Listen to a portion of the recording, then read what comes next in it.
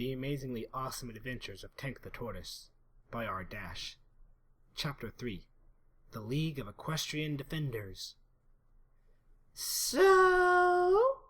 Pinkie Pie took a deep breath. Can I read it? Can I read it? Can I read it? Rainbow Dash tried to ignore Pinkie's insistent chant by browsing through the treats on display in the Cakes Family Bakery.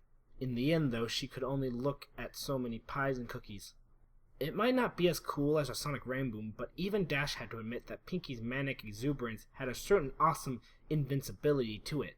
No one could hold out forever against a concerted barrage of, well, pinkitude. That's a good word, she thought to herself. Might want to save that one for later. I don't know, Pinkie. It might not be the kind of story that you like. Pinkie Pie blinked. Are you kidding me? How am I not going to like a story written by one of my friends? And then a malicious smile stole across her face. Unless you're telling me, she drawled, that it's not cool enough for some pony else to read. Dash's head whipped around. Of course it's cool. Cool enough for any pony to read, she fumed. You're talking to the coolest pony in all of Ponyville, aren't you? Pinkie Pie smiled and held out her hoof expectantly. Oh, fine, Rainbow Dash muttered, plucking out the pages she'd been carrying since she'd finished them last night. She held them out toward Pinkie. But in return, you have to help me pick out the awesomest cake in the store for Scootaloo's birthday tomorrow. I'm going to make sure that filly has the best birthday ever, Rainbow Dash style. Pinkie Pie nodded along, though she didn't really seem to be listening anymore. She grabbed the pages right off of Dash's hoof and was now pouring through them. Did you hear me, Pinkie? I want to make sure that... Oh my gosh, oh my gosh, oh my gosh! You put Gummy in your story? Pinkie was bouncing up and down on all four hooves now, looking ecstatic. Dashy, you're the best! A grin erupted on Rainbow Dash's face. Well, I figured I had to put Tank's friend... Oh my gosh! And he sounds just like he does when he talks to me! Rainbow Dash opened her mouth to respond, but found herself momentarily dumbstruck. She narrowed her eyes and gave the other pony a glare. Pinkie, Gummy can't... Oh, never mind. Pinkie Pie stood in silence for another 2 minutes, flying through the pages of the story. At the end, she spent a full minute staring at the last page. She looked unusually serious. You know what this needs? Pinkie tapped her hoof on the page she held. More characters! She folded the page and held them out for Rainbow Dash. Dash scratched at the ground with one of her hoofs. Does that mean you didn't like it? Of course I liked it, silly! Pinkie giggled like that was the most ridiculous idea she'd ever heard. But it's your first story, right? I think you just need to trust me on this. You need more characters. Taking the page back from Pinkie, Rainbow Dash gave her friend an unusually shy smile. So it really is cool? Pinkie giggled again. Yes, it's cool. Just remember to put some more characters in your next story, and maybe give them a bit more development. And in the blink of an eye, she was back to full pinkitude. Now should we find a cake for Scootaloo? I think I know one that'll be super ooper duper yummy.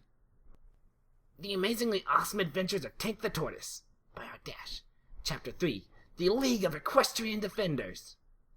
The secret underground hallway below the library was lit by rows of glowing blue gemstones. Tank knew the way well enough to walk it in his sleep, but he was still excited.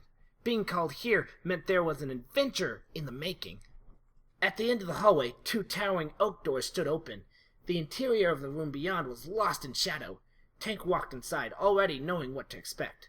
The door swung shut behind him, and small green gems encircled the room, beginning to glow softly, revealing a figure seated at a large mahogany desk at the center. The figure sat with his fingers steepled before him, clicking and clacking his claws together. Tank, just the tortoise I wanted to see, Spike the Dragon rumbled in his low, authoritative voice. We've got a job for you, the sort of work that needs someone with your expertise.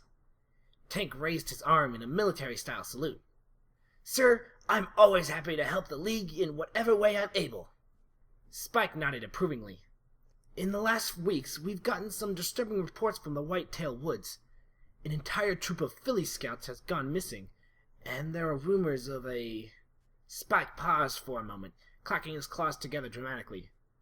Giant orange tower hidden away in the darkest reaches of the forest. Tank drew an involuntary breath. The Carrot Citadel!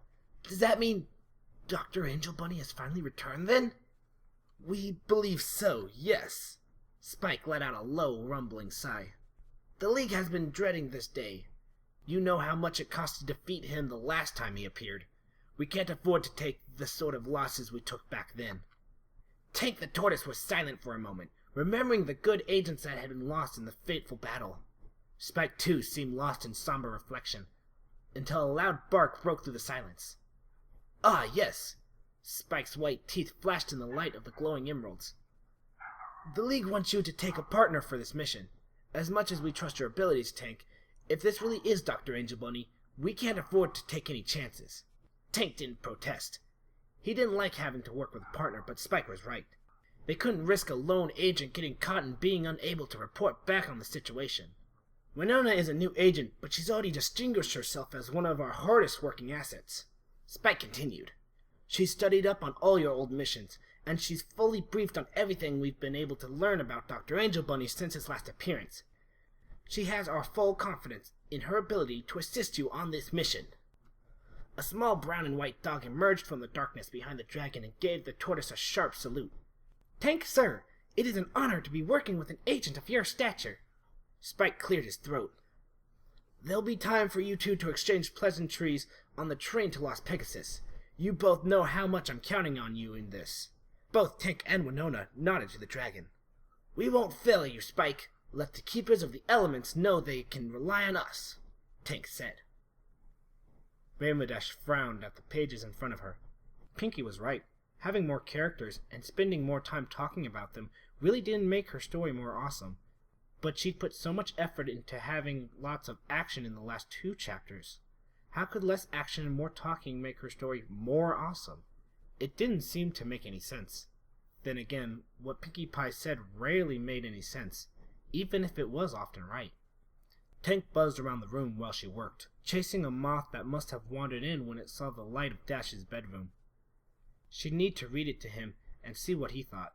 She hoped he'd be okay with the idea of Tank taking a partner. It was always cooler to be a loner hero working on your own, but an image of Pinkie Pie floated into Dash's head. But sometimes working together with a partner gives the best results.